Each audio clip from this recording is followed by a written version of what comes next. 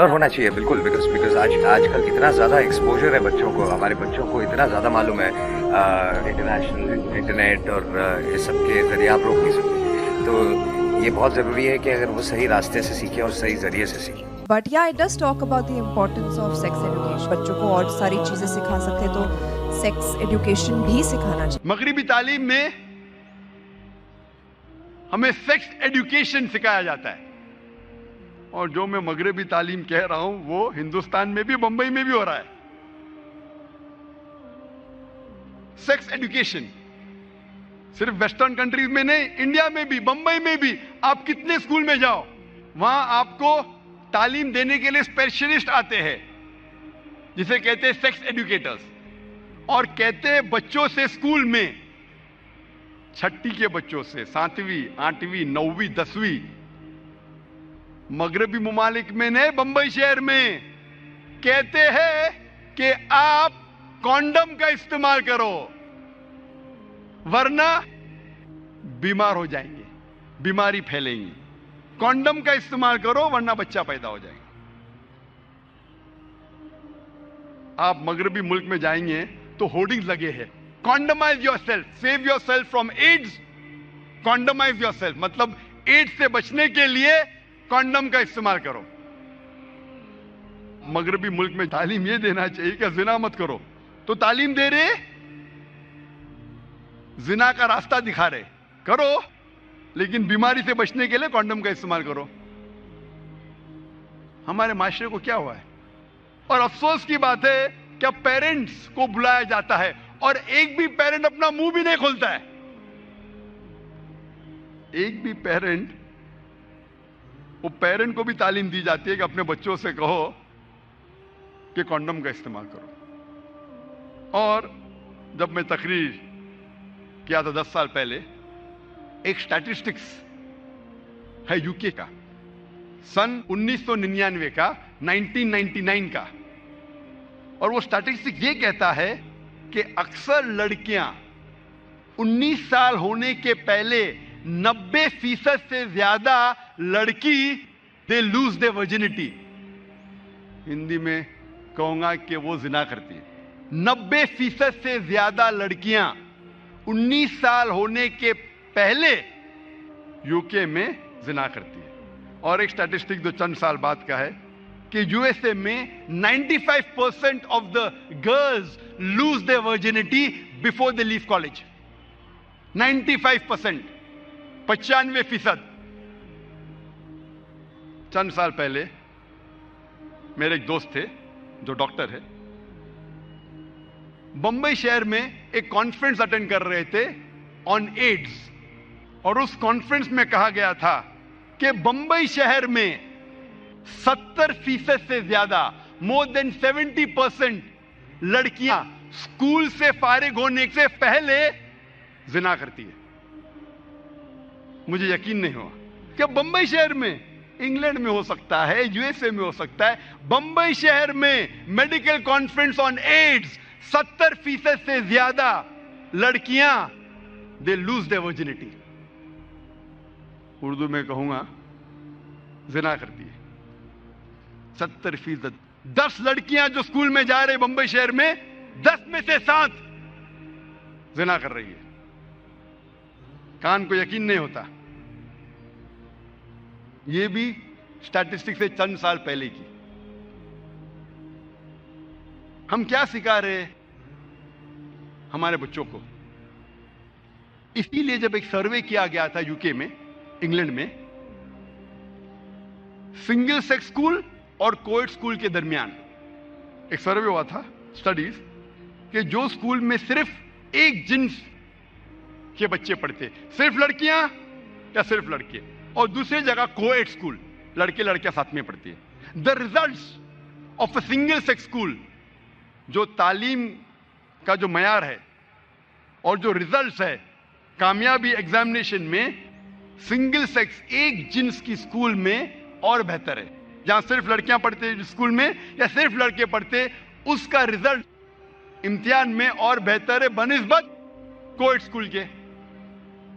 क्योंकि coed school में बच्चे एक दूसरे से कंपटीशन लगाते कि कैसे अपने ऑपोजिट सेक्स में हीरो या हीरोइन बने, कैसे मुतासिर करे अपने दूसरे जिन्स को। लड़का लड़की को मुतासिर करना चाहता है और लड़की लड़के को। इसीलिए यूके गवर्नमेंट सोच रही थी कि हम और सिंगल सेक्स स्कूल खोले, एक जिन्स की स्कूल खोले। इस्लाम की तरफ आ रहे। ये थी मगरबी तालीम। मैं मिसाल दूंगा अभी ईसाई स्कूल के बारे में।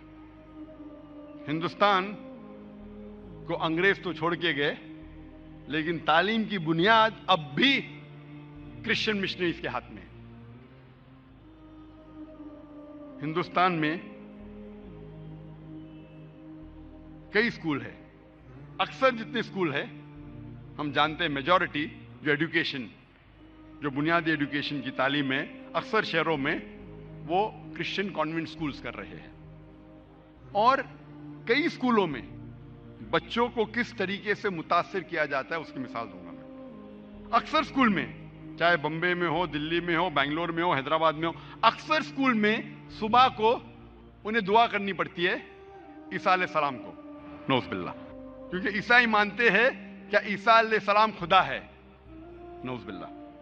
और हर सुबह हमारे बच्चे ईसा अलैहिस्सलाम से दुआ करते हैं।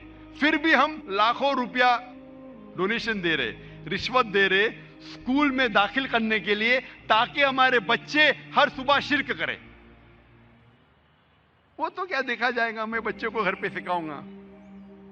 अफसोस की बात है कि बंबई तो छोड़िए, हमारे इलाके में जहां मेरा इदारा है इस्लामिक रिसर्च फाउंडेशन, उस मोहल्ले का नाम है डोंगरी। मैं स्कूल का नाम नहीं लूंगा।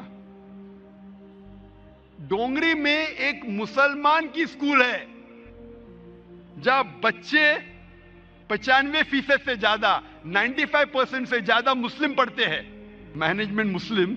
लेकिन वो स्कूल के कैलेंडर में जो प्रेयर्स पढ़ेंगे, O lord give us our day a daily bread, Bible के कोटेशन है। ईसा अलैहिस्सलाम से नौज़ुबिल्लाह कह रहे हैं कि वो हमारा रब है और उससे दुआ कर रहे हैं।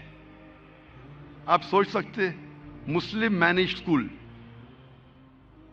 95% मुसलमान पढ़ रहे हैं, मैनेजमेंट मुस्लिम, और बच्चे हर रोज बाइबल के वर्सेस पढ़ते सुबह को।